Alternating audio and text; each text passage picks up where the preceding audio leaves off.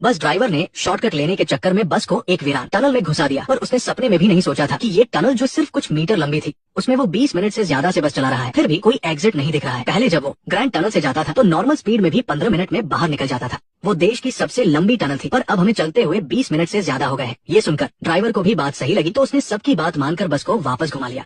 पर अजीब बात यह थी कि सबको अच्छे से याद था कि टनल में घुसने के बाद उन्होंने सिर्फ आधा घंटा ही सफर किया था, लेकिन अब उन्हें वापस लौटते हुए 1 घंटा हो चुका था। यहाँ तक कि बस का पेट्रोल भी खत्म होने वाला था, फिर भी उन्हें वो रास्ता नहीं दिखा जहाँ से वो अंदर आए थे। जैसे जैसे ये डरावना माहौल बढ़ता गया, वहाँ मौजूद सभी लोग बुरी तरह घबरा गए। आखिरकार काफी बातचीत के बाद सबने मिलकर तय किया कि बस में यूं ही बिना किसी मंजिल के भटकने से अच्छा है कि नीचे उतरकर कोई और रास्ता ढूंढा जाए। लेकिन जैसे ही वो बस से नीचे उतरे, एक के बाद एक अजीब घटनाएं होने लगी। जमीन पर पड़े टूटे हुए मोबाइल फोन को देखकर प्रेग्नेंट औरत की तो जैसे रूह काम गई, क्योंकि ये वही फोन था जो उसने टनल में घुसते ही अपने बॉयफ्रेंड से लड़ते हुए फेंका था। और उसे ये भी अच्छी तरह याद था कि फोन फेंकते वक्त उसे टनल का एंट्री गेट दिख रहा था, पर अब वहाँ दूर दूर तक कुछ भी नजर नहीं आ रहा था। कुल मिलाकर इस टनल में कुछ तो गड़बड़ थी। तो टनल का चक्कर समझने और यहाँ से बाहर निकलने का रास्ता खोजने के लिए टनल इंजीनियर हैरी और केविन ने उस प्रेग्नेंट औरत से एक ऊन का धागा लिया और आगे बढ़ने लगे। बाकी लोग वहीं रुककर इंतजार करने लगे, लेकिन सबके रोंगटे तो तब खड़े हो गए जब करीब 1 घंटा बीत जाने के बाद वो दोनों जो आगे की तरफ गए थे, अब अचानक सबके पीछे से वापस आ रहे थे। ये क्या हो रहा है? क्या ये कोई गोल गोल घूमने वाली टनल है? इसके बाद काफी देर तक बहस करने के बाद भी जब कुछ समझ नहीं आया तो हैरी ने कहा कि सारा खाना एक जगह इकट्ठा करके सबको बराबर बांटा जाए, ताकि सब लोग जिंदा बाहर निकल सके। आखिर किसी को नहीं पता था कि वो यहाँ कब तक फंसे रहने वाले हैं। अभी तक लोगों को खतरे का एहसास नहीं था, इसलिए सबने बहुत ही अच्छे से अपना अपना खाना खुशी खुशी एक जगह रख दिया। पर अब जो होने वाला था वो इस शांति को पूरी तरह खत्म करने वाला था। थोड़ा बहुत खाकर अपनी एनर्जी वापस लाने के बाद सब लोग फिर से एग्जिट ढूंढने निकल पड़े, लेकिन जब वो बिना किसी कामयाबी के वापस लौटे तो उन्होंने देखा कि जिस बस को वो सही सलामत छोड़ कर गए थे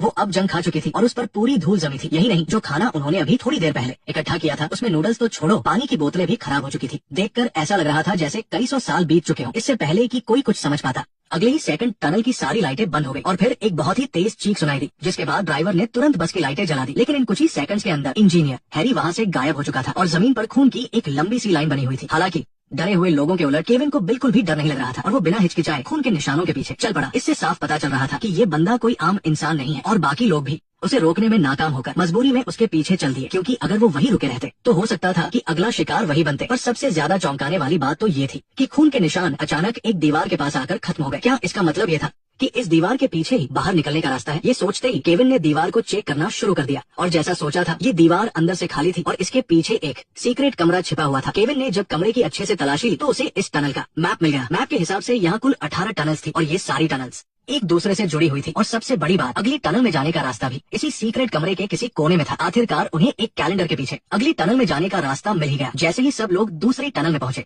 भूख के मारे उनकी हालत खराब होने लगी। तभी ड्राइवर ने अचानक देखा कि उनके सामने बिल्कुल वैसी ही एक बस खड़ी थी जैसी पहली टनल में थी। और मजे की बात तो ये थी कि बस में रखा खाना भी खराब नहीं हुआ था। पर इससे पहले कि ड्राइवर खुश हो पाता, एक चश्मे वाले आदमी ने उसे धक्का देकर सारा खाना छीन लिया। लेकिन इसी धक्के की वजह से ड्राइवर के हाथ गलती से वो चीज लग गई जिससे वो सबसे अपनी बात मनवा सकता था और इंसानियत का असली इम्तिहान अब यहीं से शुरू होने वाला था। अपने हाथ में आई उस बंदूक के दम पर ड्राइवर ने न सिर्फ सारा खाना वापस ले लिया, बल्कि सबको कई मीटर पीछे हटने पर भी मजबूर कर दिया। और पिछली बार जब सब खा रहे थे तो जिस लाल ड्रेस वाली लड़की ने नूडल्स को जंक फूड बोलकर खाने से मना कर दिया था, अब वो भूख से तड़प रही थी। तो वो धीरे से बस के पास आई और जानबूझकर अपने कपड़े थोड़े नीचे खिसका लिए। फिर उसने बस का दरवाजा खटखटाया, भैया क्या मुझे थोड़ा सा कुछ खाने को मिलेगा? और 2 घंटे की कड़ी मेहनत के बाद लाल ड्रेस वाली लड़की लड़खड़ाते हुए बस से नीचे उतरी और अपने हिस्से का वो आधा पैकेट नूडल्स बड़े मजे से खाने लगी। पास खड़ा वो चश्मे वाला आदमी ये सब देखकर मन ही मन सोच रहा था कि काश वो भी बस में जाकर थोड़ी मेहनत कर पाता। लेकिन केविन जानता था कि अगर ऐसा ही चलता रहा तो काम नहीं बनेगा, एक दिन ये खाना खत्म हो ही जाएगा। अभी उनका सबसे पहला काम था एक साथ मिलकर यहाँ से बाहर निकलने का रास्ता ढूंढना। इस टनल में समय बाहर के मुकाबले बहुत तेजी से गुजर रहा है, तो अगर सारा खाना तुम्हें दे भी दिया जाए तो तुम कब तक जिंदा रह पाओगे? हालांकि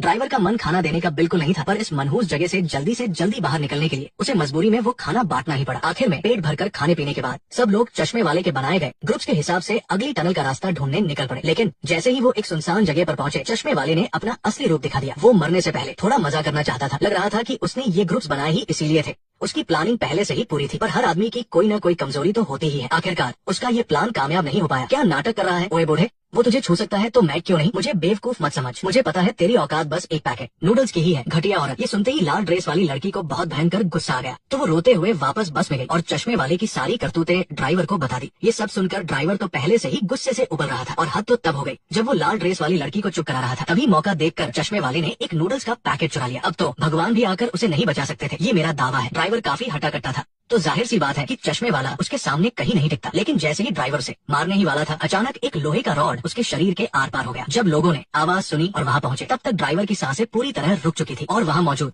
इकलौते चश्मे वाले पर ही सबका शक जाना पक्का था। पर जब सबने उसे खूब खरी खोटी सुनाई तो चश्मे वाले ने बहुत ही डरे हुए चेहरे के साथ कहा, मैंने नहीं किया, तुम लोगों को पता नहीं है, इस टनल में हमारे अलावा भी कोई और है। उसकी ये बात सुनते ही सबकी सट्टेपिट्टी गुम हो गई। किसी को नहीं पता था कि उसकी बात सच है या झूठ, पर यह तय था कि यहाँ से जल्दी निकलना ही सही होगा। तो सबने तय किया कि पहले कुछ खा पी कर एनर्जी वापस लाई जाए और फिर अगली टनल का रास्ता ढूंढा जाए। लेकिन जैसे ही चश्मे वाला जमीन पर गिरे हुए नूडल्स उठाने झुका, उसे अचानक बस के नीचे एक मैनहोल कवर दिखा और जब उसने उसे हटाया तो उसके नीचे बिल्कुल वैसा ही एक सीक्रेट कमरा मिला जैसा पहले मिला था। फिर पिछली बार की तरह सबको जल्दी ही एक कैलेंडर के पीछे अगली टनल में जाने का रास्ता मिल गया। लेकिन जैसे ही उन्होंने तीसरी टनल में कदम रखा, जिन लोगों ने अभी थोड़ी देर पहले ही खाना खाया था, उन्हें अब फिर से बहुत तेज भूख लगने लगी थी। अगर मेरा अंदाजा सही है तो टनल में जैसे जैसे आगे बढ़ रहे हैं, वक्त उतनी ही तेजी से बीत रहा है। सामने फिर से एक बस खड़ी देखकर चश्मे वाले को अचानक कुछ ख्याल आया। हालांकि इस बार बस में कोई खाना नहीं था, लेकिन बंदूक अब भी उसी के पास थी। बंदूक के डर से सबको मजबूरन अपना अपना खाना उसे सौंपना पड़ा और भूख से तड़पती लाल ड्रेस वाली लड़की ने भी अपना पुराना रवैया छोड़कर चश्मे वाले पर भी वही ट्रिक आजमानी चाहिए जो उसने ड्राइवर पर आजमाई थी।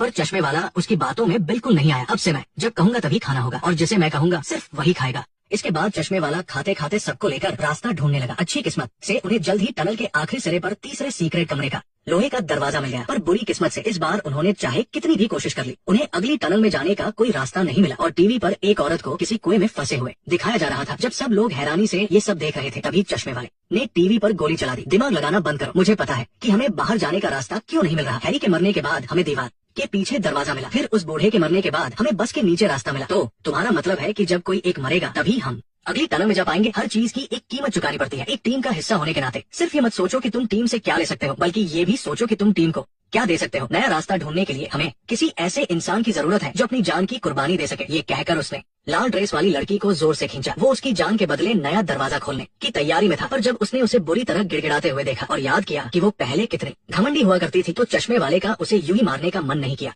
बोल कि तू मुझसे प्यार करती है, मैं तुमसे प्यार करती हूँ, मुझे अपना ये डरा हुआ चेहरा मत दिखा बॉस, मुझे थोड़ा सा वक्त दो, मैं खुद को ठीक कर लूं, मैं तुम्हें निराश नहीं करूंगी। आखिरकार फायदे नुकसान के बारे में काफी सोचने के बाद उसकी नजर एक ऐसे लड़के पर पड़ी जिसे ऑटिज्म था और जो यहाँ से बाहर निकलने में किसी भी काम का नहीं था। पर जैसे ही वो बंदूक चलाने ही वाला था कि उस लड़के की बहन बीच में आ गई और उसे रोक दिया, तो इस बहादुर बच्ची को इनाम देने के लिए चश्मे वाले ने अपना इरादा बदल लिया। उसने उस लड़की को घसीटते हुए सीक्रेट कमरे में ले जाकर उसे मारने से पहले उसके साथ जबरदस्ती करने की कोशिश की। ध्यान से सुनिए, नीचे दिया गया ये डायलॉग एक गुमनाम आदमी का है। चश्मे वाले ने उसका गला इतनी जोर से दबाया जैसे उसकी किसी बहुत दुखती रग पर वार किया हो। पर जैसे ही लड़की की जान जाने वाली थी, उसका भाई एकदम सही वक्त पर आ गया और उसे धक्का देकर दूर कर दिया। लेकिन एक हटे कटे आदमी के सामने वो लड़का बिल्कुल नहीं टिक पाया। चश्मे वाले ने उसे तुरंत ही अपने काबू में कर लिया और उसका सिर फिश टैंक के अंदर पानी में दबा दिया। अपने भाई को डूबता देख बहन ने भी जल्दी से एक फूलदान उठाया और उसके सिर पर दे मारा। पर इससे चश्मे वाले को कोई चोट तो नहीं लगी, बल्कि वो और भी बुरी तरह से भड़क गया। टनल में एक जोरदार गोली चलने की आवाज गूंजी और वो लड़की खून से लथपथ होकर जमीन पर गिर पड़ी। लेकिन अपनी आखिरी सांस लेने से पहले उसने चश्मे वाले को चकमा देकर उसकी बंदूक की सारी गोलियां खत्म करवा दी। और इसी बीच लाल ड्रेस वाली लड़की भी तैयार हो चुकी थी। वो एक नशीली सी मुस्कान के साथ उसके पास आई। उसके बोलने का तरीका और उसकी हर एक हरकत बहुत अजीब लग रही थी, जैसे उस पर किसी चुड़ैल का साया गया हो। चश्मे वाला भी उसका ऐसा रूप देखकर बुरी तरह डर गया। फिर उसने उस पागल औरत का गला जोर से दबाना शुरू कर दिया ताकि वो उसे मार सके और साथ ही लेकिन जैसे ही कमरे की लाइट चमकने लगी और सब कुछ नॉर्मल हो गया,